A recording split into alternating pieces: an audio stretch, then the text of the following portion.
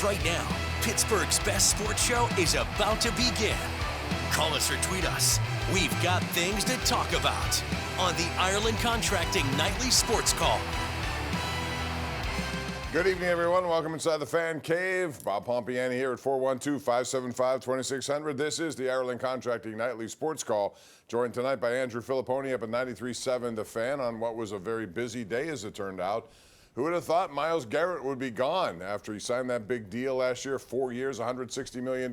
He had wanted to be traded. That was kind of a front. He got what he wanted, which was a big deal. Now he is gone to the LA Rams. And that was followed by A.J. Brown, which we'd heard before, Andrew. But this Myles Garrett one seemed to come out of nowhere. And all of a sudden now he's with the Rams, who have plans on being in the Super Bowl again. And in the meantime, we want your phone calls tonight at 412-575-2600. We have an update on Carmen Majinski. All that and more is coming up as you call us here right on the Ireland Contracting Nightly Sports Call. We're live on KDKA Plus and 93.7 The Fan. Give us a shout. All right, welcome back. This is our Xfinity tweet of the night from Fields Yates of the NFL Network, ESPN. How about this? This is the way the Rams have done business. Wow. Very unusual here. Since 2016, if they have a number one pick, then they trade that guy and they get something in return. Back in 2016, it was an exchange of quarterbacks. They get Stafford. Then they've given away all their number one picks up until Jared Verse, who was traded today in 2024. Not one. And then this year, it's Ty Simpson. So during that time, that 10-year time, they've been to 7 playoffs. They've been to 2 Super Bowls and won 1 of them. So their business is very unconventional, but it's been successful because prior to that 10-year span, they kept all of their number one picks, and it didn't result in the same kind of success. Yeah, that's a great tweet. I hadn't realized that they had really traded off that many picks. And look, I mean, they've been really relevant and competitive the whole time. It's not like they've had a big swoon and they've come back up. They've really, going back over the last 10 years, been a pretty consistently good team, although they only have, they have 2 trips to the Super Bowl to show for it, when they lost to New England and then when they beat Cincinnati a few years back. So the NFC West looks stacked with Seattle and San Francisco, and throw in there what the Rams are doing. And you got the Steelers, Bob, as they start mini camp this week. You got to be there or you get fined. I would assume everybody's out there, and everybody's got renewed energy for this upcoming season because of the coaching change that got made and some of the guys that have come in here to try to get them back to a playoff win for the first time since 2016. Yeah, it all starts tomorrow, and we'll have coverage over there live from the Steelers facilities. And how about this? What are the Giants doing? Odell Beckham Jr., Braxton Berrios, and Juju Smith-Schuster. I mean, I know first of all, I know that Neighbors is injured. I'm not sure to what degree. I know he had a second surgery or will have a second surgery. So, I mean, this seems like a collection of just a bunch of guys who are maybe past their prime, especially Beckham. Well, it sounds like what the Steelers did with their wide receiver room last year, midseason, with Adam Thielen and Marquez Valdez-Scantling. And John Harbaugh dipping into the veteran wide receiver market. It'll be interesting what happens with Stephon Diggs and Tyreek Hill, because those names are still out there. And is somebody going to sign Tyreek Hill? I'm surprised Kansas City has not re-signed him, given his history with Patrick Mahomes. But then again, they've got Rashee Rice there, who's dealing with legal troubles. And maybe they don't want to bring in another guy that has a history of baggage. But it wasn't that long ago, Bob, that Tyreek Hill was viewed as a top 3 receiver in the NFL. And now he's coming off an injury and can't find work, which I'm shocked by, that no one has signed him, given how fast he is and the kind of big playmaker he can be. I think the baggage has something to do with that, and it goes to show you how fast things can change age-wise. Just a few years ago, you're right. Now here he is looking for work. And by the way, our KDKA.com/Connect poll of the week, brought to you by Penn West University, is who won that Myles Garrett trade? Was it Cleveland? They got a pretty good return out of that, by the way. Or was it the Rams, depending on your perspective? Let's go to the phone lines. Our number one Cochrane Go One Better caller of the night. We begin with Jim in Mammoth. Hello, Jim. How are you? All right. How you doing tonight? Good, thanks. What's up? I just asked about this Carmen Majinski thing, where he's refusing to play now. No, he's reinstated now. Better pitching coming up. He's reinstated now, so he's going to be there. I think this was just a brain cramp he had, some bad advice that he got. his reaction to this and forced to be on a restricted list, which is something they very, very seldom use. Andrew, I think he had second thoughts about it, and now he's back, and he should be back. He's been asked to do what they want him to do. He's an employee of the team. Yeah, you can argue that he's better than Chandler right now, but Chandler has the upside they want out of a starter. So your thoughts? Well, I think what they did to him, the Pirates, they showed, I think, really, I would say, a lack of maybe the word I'm looking for is empathy. Because let's say they don't put Mlodzinski on the restricted list and he just doesn't pitch this weekend. People still don't necessarily like the answer he gave after coming out of the rotation, but he doesn't get labeled a quitter, even if it's just for a day. When they made the restricted list move, it let everybody know that he had a problem with their decision and didn't want to play. And to do it for Cam Sanders, who, to me is not, anywhere close to a major league pitcher, I think shows on the Pirates' part, at least for 24 hours, they were very unhappy and very dissatisfied with the way he was handling things. So it sounds right now like everything got worked out, but we haven't seen him pitch yet in a relief role. And I'll have an issue with him if he seems to wear it on the mound and take his frustrations out with him.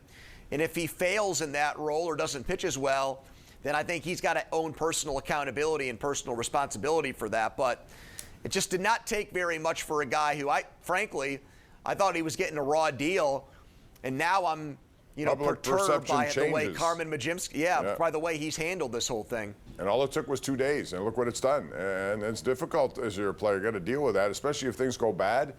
You're going to hear from people, and that's just the way it is. So the best thing to do is, come up, take the high road on these kinds of things. And I would have said the same to Jared Jones to some degree, too. He could be confident in what he's doing. But people came off thinking, okay, he's forced the Pirates to put him in the starting. That's not what happened. I think they had every intention of putting them there. But he just came off as this, hey, it's my choice. I'm not going in the bullpen. Again, people remember that for a long time to come. Let's go out to Chuck in Uniontown. Joins us right now. I'm sure Chuck is passionate about this topic. What's up, Chuck? Yeah, thanks, fellas. Yeah, do you think that either the Mlodzinski situation and or the Connor Griffith injury will cause distractions that will derail the Pirates' postseason playoff hopes? In a quick NBA question, do you think Wembyana could ever be as good or better than Tim Duncan? Thanks. Yes, I do. If he does everything he's been doing, if you look at the stat line of that 7-game series against the best team in the NBA, the defending champs, he dominated just about everything. And when he was on the court, during that 7-game series, they outscored OKC by 62 points. So when he wasn't on the court, that was a whole different story. But with regard to what, I don't think it'll affect. I think Griffin is supposed to be shorter term, Andrew, so I would expect him to be back here. And when he is, he's an everyday shortstop. And so he's been very good in that role so far.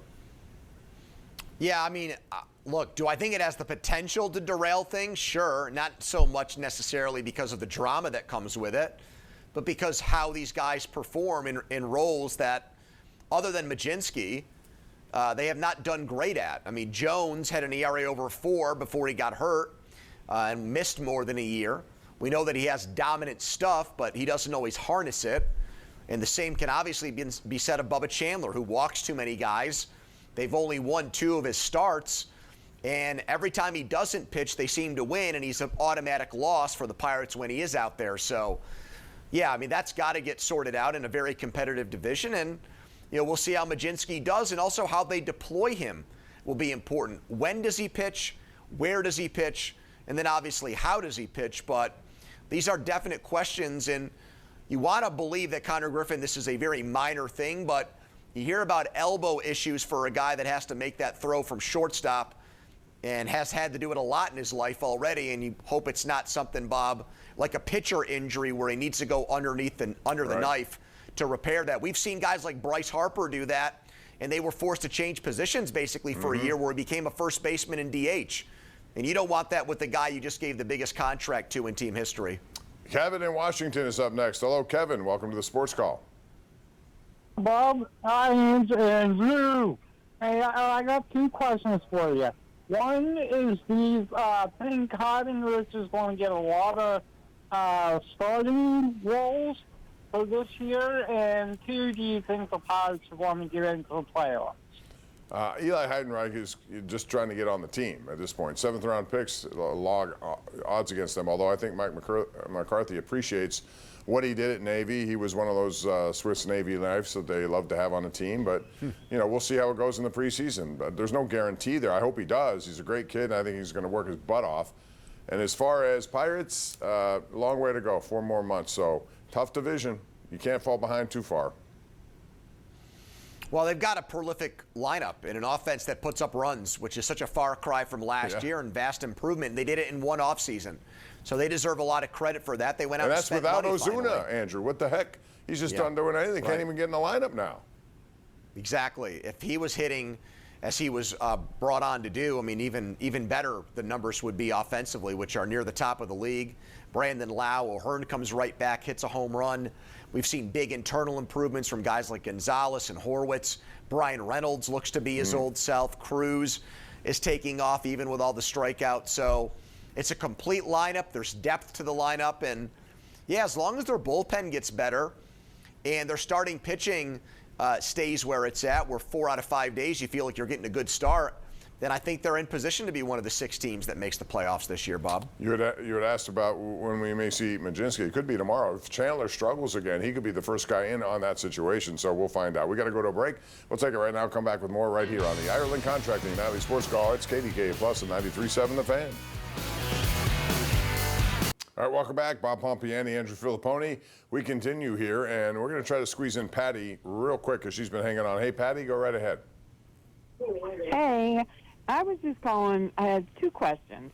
One is there any way that we can maybe get rid of Ozuna and put Andrew McCutchen back in where he belongs?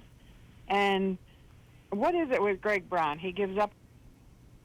No, that's not going to happen with McCutchen. And quite frankly, I think it's a problem for Ozuna unless he starts playing. But he's not going to get a chance with O'Hearn back in the lineup right now. I don't know where there's a spot for him. You can't. He's just a hitter. That's it. And he's not hitting. That's a problem.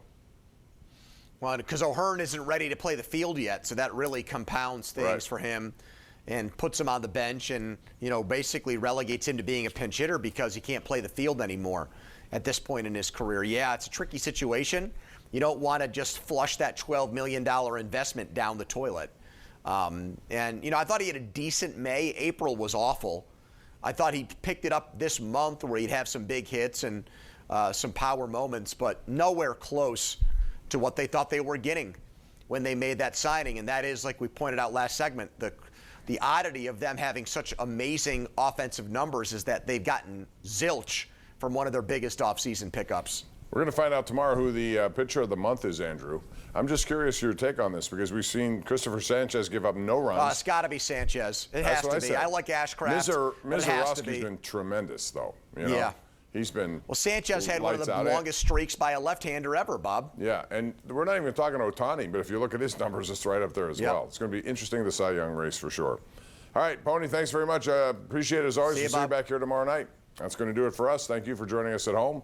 Call us every night. We're here at 412-575-2600. We'll do it again tomorrow night, 10:35.